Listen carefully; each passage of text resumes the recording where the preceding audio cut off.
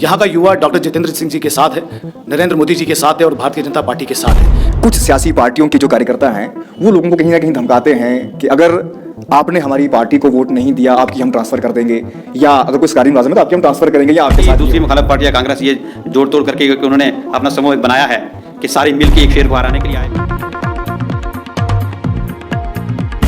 इस वक्त हम भारतीय जनता पार्टी डोडा के ऑफिस में मौजूद हैं और हमारे साथ डिस्ट्रिक्ट यूथ प्रेसिडेंट यहाँ मौजूद हैं और डिस्ट्रिक्ट सेक्रेटरी भी मौजूद हैं। आज भारतीय जनता पार्टी की जानिब से एक रोड शो किया गया, बाइक रैली निकाली गई। इस हवाले से इनसे हम बात करेंगे, जानना चाहेंगे कि आज प्रचार करने का हर सियासी पार्टी का आखिरी दिन था, इसके बाद प्रचार नहीं होगा। इनसे हम कुछ बातें जानना चाहेंगे। सर, आपका स्वागत करते हैं चुनाव टाइम्स में और जानना चाहेंगे आज की जो ये बाइक रैली निकाली गई, इस हवाले से आप बताइए बाइक रैली कैसी रही और इसका मुद्दा मकसद क्या था बाइक रैली निकालने का? देखिए, आज सारे हमारे डिस्ट्रिक्ट डोडा के जो यूथ थे, आपने खुद ही रोड शो देखा कि कितना भव्य रोड शो चल रहा था। हमारे जो नौजवान साथी हैं बड़े जोश में अपना झंडा, बीजेपी झंडा लहराते हुए पूरे डोडा सिटी में चल रहे थे। ये अब यूथ जो है डोडा का अपनी ताकत दिखाना चाहता है कि भारतीय जनता पार्टी के साथ है और हमने यहाँ से भारी अक्सरियत में डॉक्टर साहब को जिता के भेजना है। सर, आप कह रहे हैं कि डॉक्टर साहब को भारी अक्सरियत में जिताना है, लेकिन अगर हम बात करेंगे मुखालिफ पार्टियों की, तो जो सामने वाली पार्टीज़ हैं वो भी अपनी जगह मुतमीन हैं कि हम जीतेंगे। तो क्या लगता है आपको कि किस कदर ये टक्कर चल रही है? देखिए, आप जानते हैं, पहले भी इतिहास देखा आपने, हमने पिछली बार भी 4 लाख लीड से यहाँ से हम डॉक्टर साहब को जिता के भेजा है। बाकी पार्टियाँ उतना खास तो मुझे कुछ नज़र आ नहीं रहा है। आप डॉक्टर साहब को देखते हैं कि किस तरीके से जहाँ भी आप देखेंगे, जहाँ भी आप रैली देखें, प्रचार देखेंगे, कहीं भी जाएंगे आप वहाँ देखेंगे आप भारतीय जनता पार्टी का झंडा आपको दिखेगा। बाकी दूसरी मुखालिफ पार्टी या कांग्रेस ये जोड़ तोड़ करके क्योंकि उन्होंने अपना समूह एक बनाया है कि सारे मिल के एक शेर को हराने के लिए आए हैं, तो ये पॉसिबल नहीं है कि यहाँ से डॉक्टर साहब को कोई हरा सकता है। इस बार भी हम 4 लाख लीड लेके यहाँ से जीतेंगे। चलिए सर, आपका नाम जानना चाहेंगे और आज की रैली के हवाले से बताइए, आपने ऑर्गेनाइज की है, इस हवाले से क्या कहना है, किस कदर आपको लोगों में जोश दिख रहा है, आप भारतीय जनता पार्टी से जुड़े हुए हैं, थोड़ा सा ब्रीफ कीजिए। जी, मेरा नाम रविंद्र सिंह ठाकुर है। आज चुनाव के जो प्रचार का जो आखिरी दिन था, तो इसी के चलते यहाँ के युवाओं की भी एक देर से मांग थी कि वो बढ़ चढ़ कर डॉक्टर साहब के लिए आगे आना चाहते थे।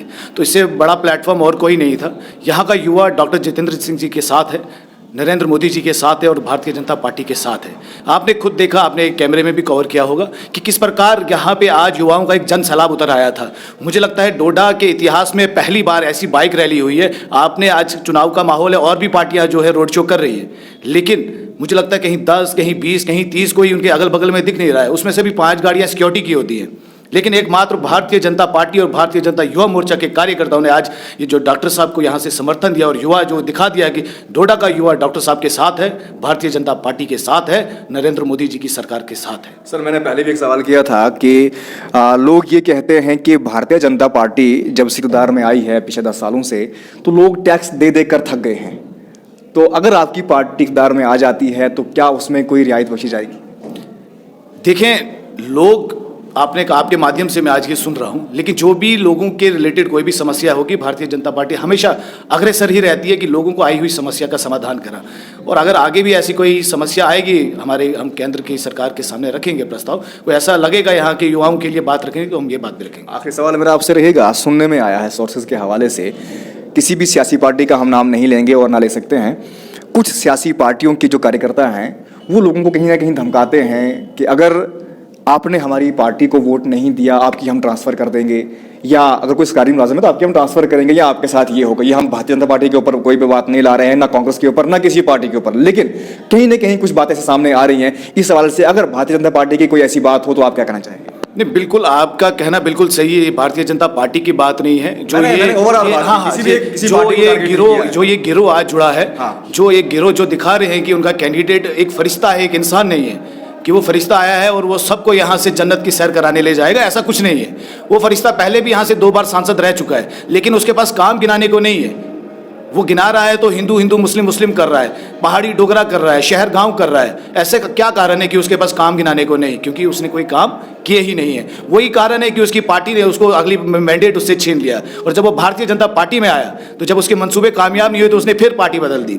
आप खुद देख लो ना, ऐसे आदमियों का क्या विश्वास करोगे जिसने डोगरा स्वाभिमान संगठन खड़ा किया, जिसने जम्मू से समर्थन मांगा, क्या बोल के कि एनसीपीडीपी कांग्रेस जो है जम्मू के विरोध जाके काम करती है। अगर जम्मू की डेवलपमेंट किसी ने रोकी है तो कश्मीर बेस्ड पॉलिटिकल पार्टी इसको ऐसे प्लेट में सजा के आगे रख देता था। लेकिन आज जब उसको अपनी किश्ती डूबती हुई दिखी तो अपने स्वार्थ के लिए वो उन्हीं की गोद में जाके बैठ दिया। और ऐसे आदमी को क्या जनता सपोर्ट करेगी जो अपने लिए लड़ता है, ना कि जनता के लिए।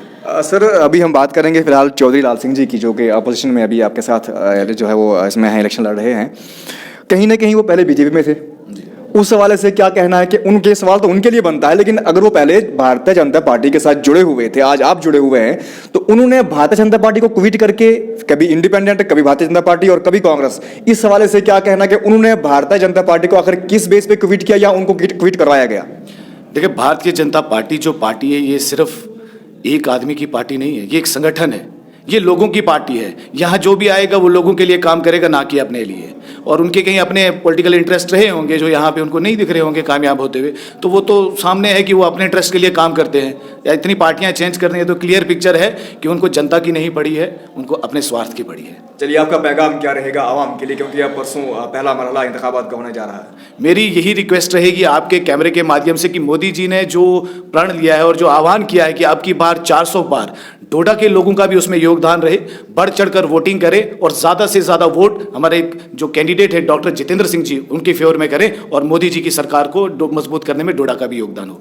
चलिए, बहुत बहुत शुक्रिया। अभी आपने इन दो अशखास की बातें सुनी जो कि भारतीय जनता पार्टी के कार्यकर्ता भी हैं यहाँ से, इनकी आपने तमाम बातें सुन ली हैं। अब देखना ये है जो परसों पहला मरहला होने जा रहा है, नताइज का इंतजार रहेगा कि आखिरकार नताइज जब सामने आते हैं, कौन सी पार्टी इक़्तिदार में आती है, क्या होता है क्या नहीं, ये बात की बात है। इसी के साथ दी इजाज़त अपने मेज़बान नईम उल हक वानी को। खुदा हाफिज़।